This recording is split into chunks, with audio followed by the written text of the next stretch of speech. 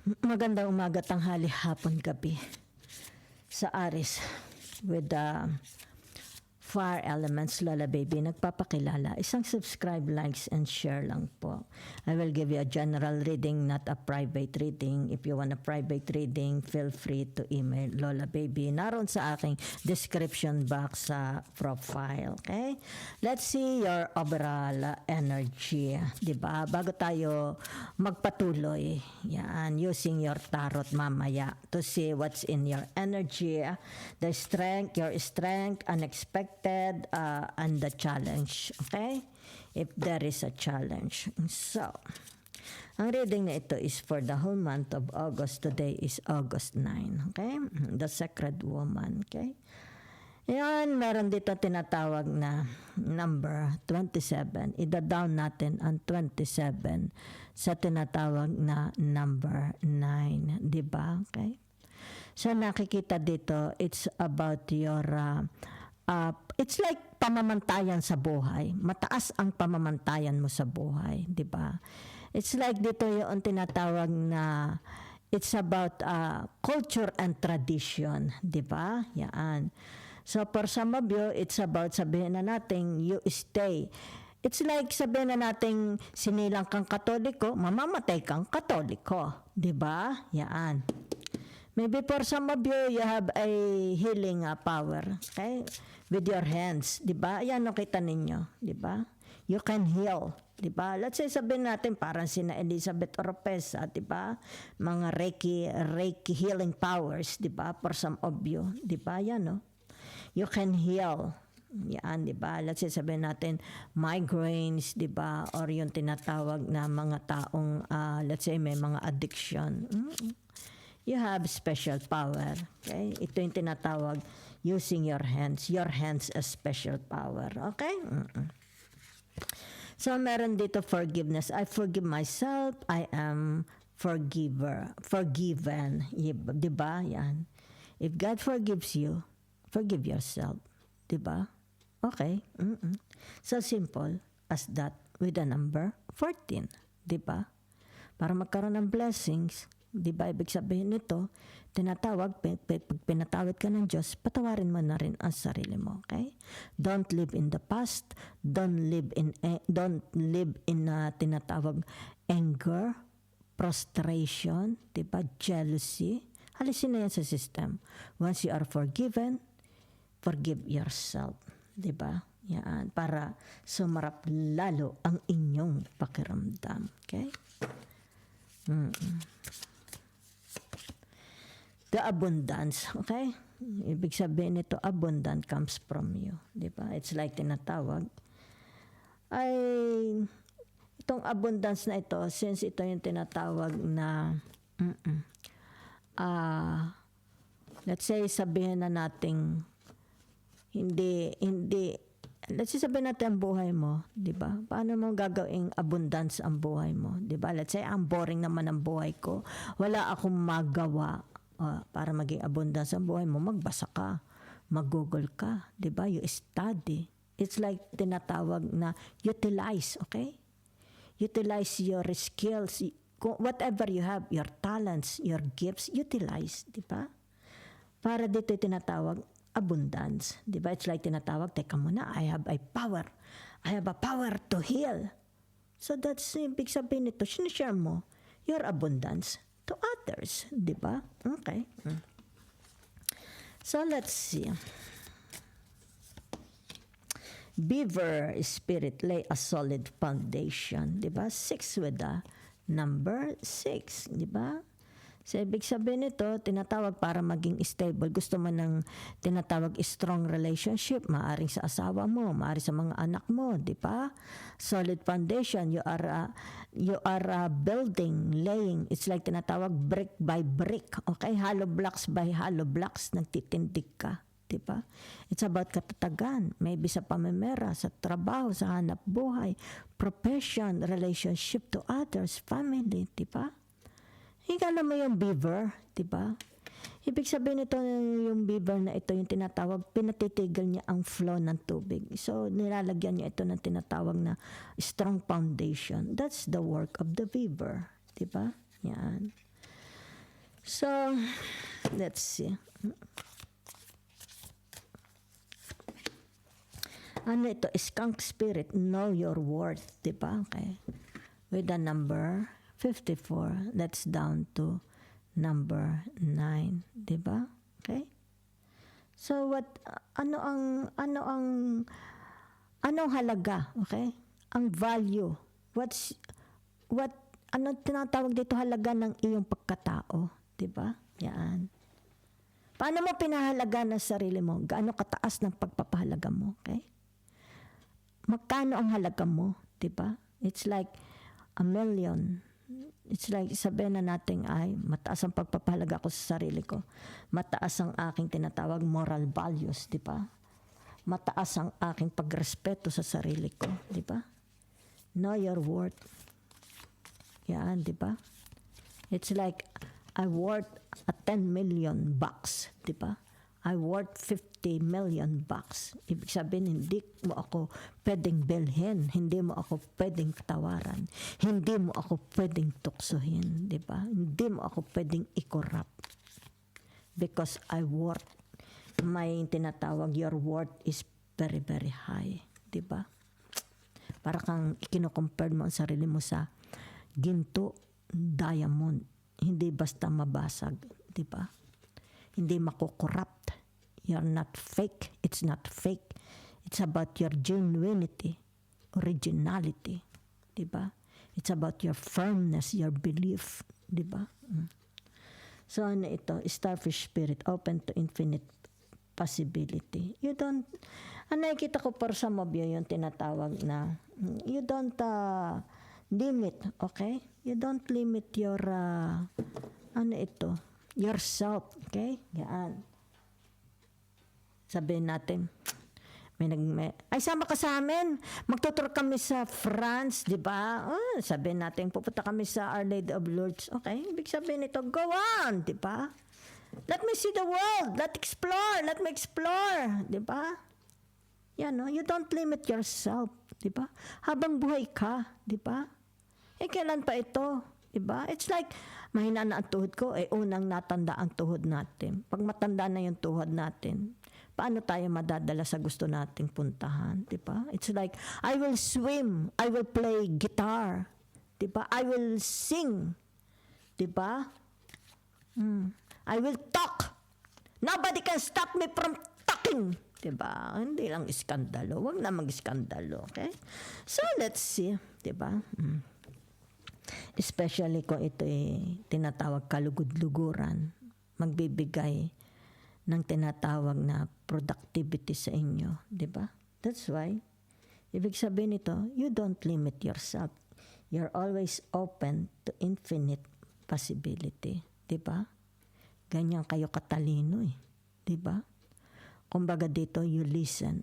Ano ang matatalinong tao, di ba? Anong pansin mo sa kanila?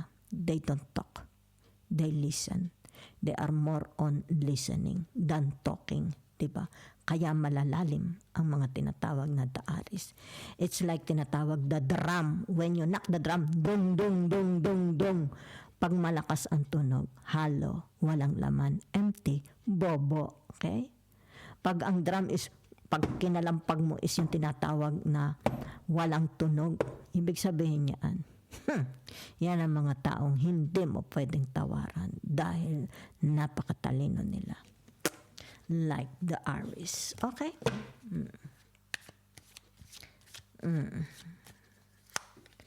Aries love to listen. Aries love to learn. Di ba?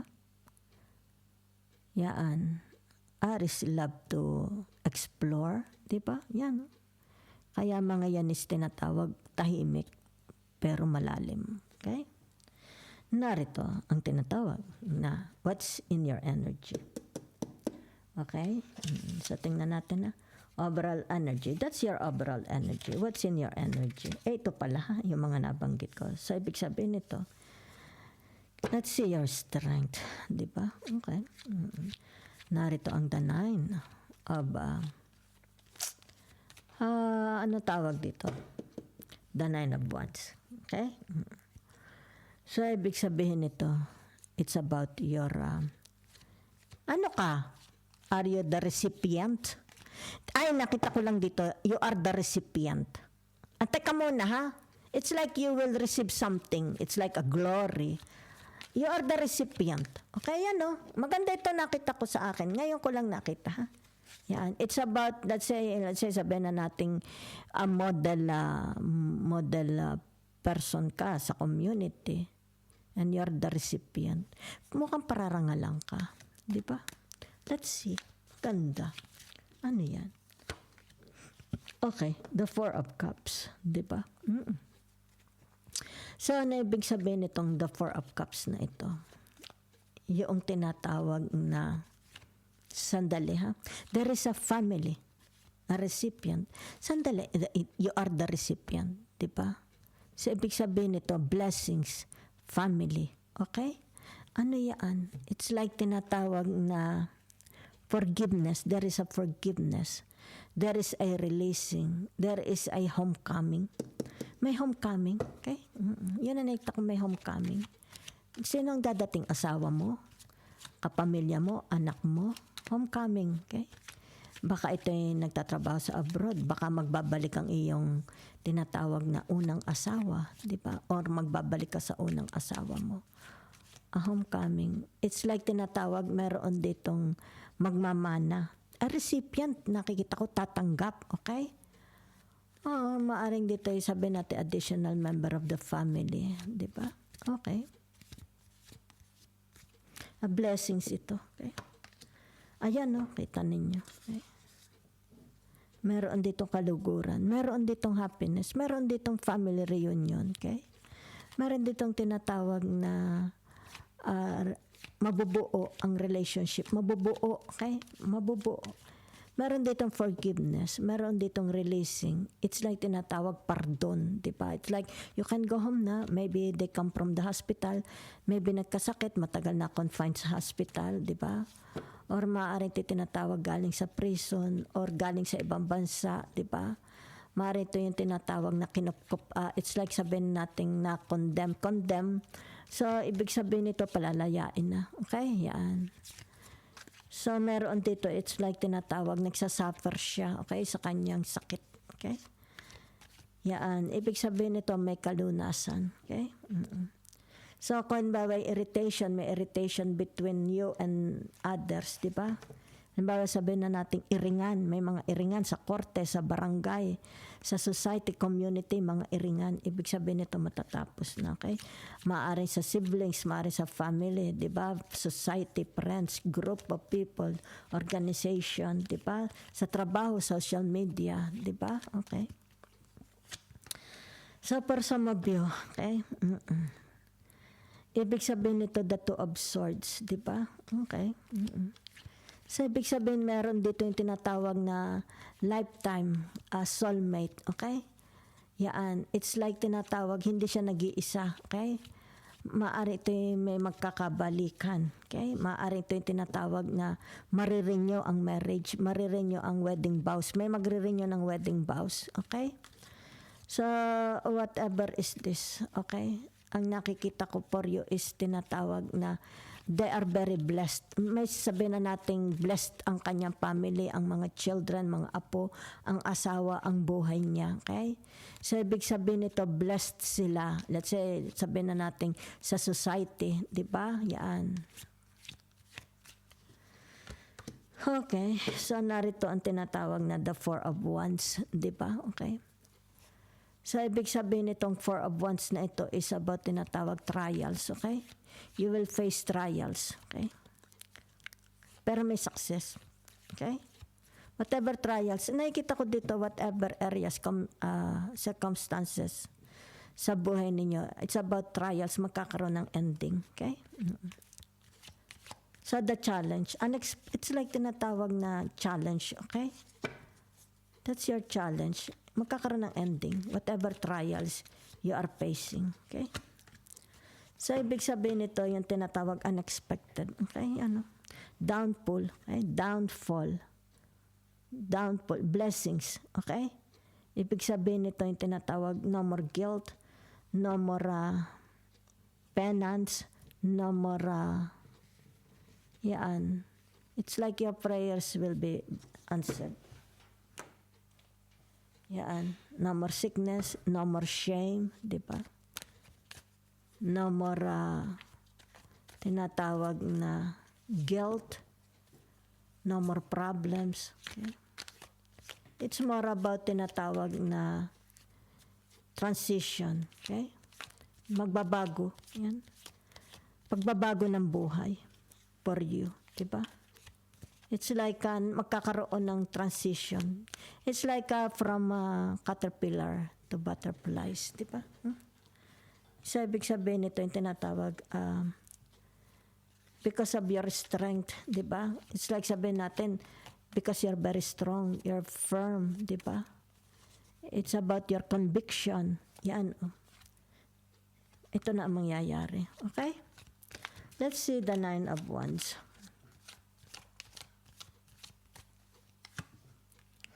Yan. Okay? So, ibig sabihin nito, if you have problems, all your problems will be solved. Okay? Hindi mo na ito makikita. It's like tinatawag, burado na, deleted na. Okay? Whatever is that, bullying, messages, feedback, review, comments, diba? From others, diba? News. Hindi. Whatever is this, let's say sabihin natin communication, siblings, mga tinatawag irritation, iringan, diba? Away. You will no longer see it. Okay? Yan. It's like tinatawag breaking. Okay? Yung tinatawag na bumibitaw, cutting off, di ba? Relation cutting off from them, di ba? Yan. You don't want to see, okay? You don't want to see this. It's like loosening your mind, relaxing your mind, di ba? Freeing yourself, okay? From all this very, very stressy situation, okay? So, naririto ang tinatawag na the Four of Cups. Okay? Four of Cups to the Queen of Swords. Diba? Yan. So, it's more about tinatawag, giving yourself. It's like about your firmness. Diba? Yan. It's about, nakikita ko dito, titindig ka. Okay? Sa tinatawag na you will be surrounded. Okay? By your maybe family. Yan ha. It's about your conviction. Diba? It's about your firmness. Diba?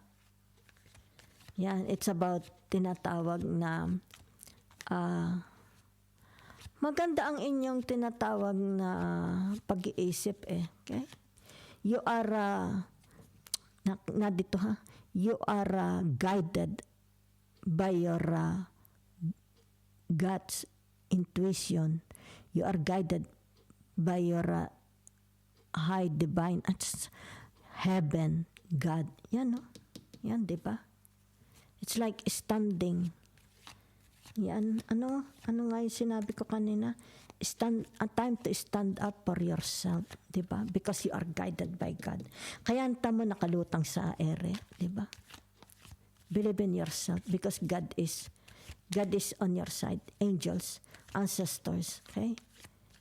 They are guiding you. So you can say, okay? You can defend yourself. You can say, okay? What is the truth? Para magising sila. Diba? Ma-realize nila. The truth comes out. Let's see the judgment. Okay? The judgment is something to do about tinatawag na ano tawag dito? Phoenix rising from the ashes. Okay? Tinatawag na relieving yourself from problematic situations. Diba? So, it's like tinatawag there is a friend. You will help you. They will help you. A friend. Okay? They will help you. Para mabunot ka sa tinatawag sitwasyon. It's like you're in a deep shit. Diba? And someone will relieve you. Yan. bubunutin kang ganyan. Ibig sabihin, this friend is very loyal sa inyo. Okay? Dependable, trustworthy. Okay? There is someone here is like tinatawag na nasa limelight sila. Okay? Kasi narito ang the star. Okay? Nasa limelight. Laman sila ng balita. Diba? Yun. So it's like tinatawag sinusundan. Kasi narinig the judgment. It's like mga tao sinusundan. Okay? Yung everyday na nangyayari sa tao na ito. Diba? Okay? Parang, alam mo ba yung tinatawag the Osborne family, si Ozzy and Sharon Osborne. Diba? Parang tinatawag na yung kanilang every movement sa araw-araw nasa naka-camera live. Okay? Yun na nakikita ko. The Two of Swords. Okay? So whatever is this, kasi the Two of Swords is something to do about Libra relationship, money, wealth, love, di ba? So there is a new beginning, okay? A new financial opportunities, a new job, di ba? Okay? Abundance, okay? So maaaring dito yung tinatawag security, family, abundance, family security, stability, okay? Manifestation, okay? Yan. Manifestation of a brand new relationship, di ba? The Four of Wands, di ba? Okay. Pag sinabi mong the Four of Wands, it's about your tinatawag na kagitingan, di ba? It's about your conception, teka, concept, no? Sandali lang ha. The Four of Wands, it's about your belief, di ba? Your philosophy, di ba? So narito yung tinatawag na the Ten of Wands. Ibig sabihin nito, yung tinatawag, your burden, okay, bababa mo na yung tinatawag na cross. Yan ha. Releasing yourself. Kaya pala narinig ang the star, okay? So, ibig sabihin nito, yung tinatawag, pumasa. It's about your strength. Nakikita dito your strength. Pumasa ka. It's like nalugod ang Panginoong Diyos, nalugod ang iyong asawa, nalugod ang iyong mga anak, nalugod ang society, nalugod ang iyong employer, diba? So, it's about time to, ibig sabihin nito, yung tinatawag na ibababa mo na, okay, yung burden na nasa balikat mo, okay? Yan. So, it's about your responsibilities. Magkakaroon ng tinatawag na unexpected windfalls of blessings. Di ba? Yan. So, for some of you here, yung tinatawag, you are taken for granted. Okay? You are taken for granted. And that's why you are sad. Di ba? Yan, no? Kaya dito yung tinatawag na you realize, okay? Kasi nakaano na sa Eight of Swords, nagsarado na yung iyong tinatawag na mind. You realize, nagkaroon ng realization, di ba? Nalaman mo na you are taken for granted. Okay? So, tingnan natin itong tinatawag the final card, the star. Okay? It's tinatawag the high priestess. Okay? So, ibig sabihin nito yung tinatawag na emotional stability. For some of you, it's like tinatawag dito yung tinatawag na peaceful quietness, di ba? Tinatawag na what you feel. You feel very, very good. You feel it's like makakatulog ka ng mahimbing, di ba? Okay. So, there is tinatawag dito, things, okay? Something has to rebuild. Teka muna nga. What is something has to rebuild? Diba? Dahil ito, diba? Yan. The truth comes out. Diba? That will set you free. Okay? For some of you, yung tinatawag dito na you don't want to lie. Okay? Lie is not in your vocabulary. Lying is not in your agenda. Okay? So, ibig sabihin ito yung tinatawag the right time. Okay? This is the right time. Okay? Para ma-reveal so you can see anong ibig niyang sabihin. Diba? It's like tinatawag, to see is to believe. Diba? Whatever is this. Coming. It's like sinasabi nilang, come here. It's time to see it with your own eyes. Diba?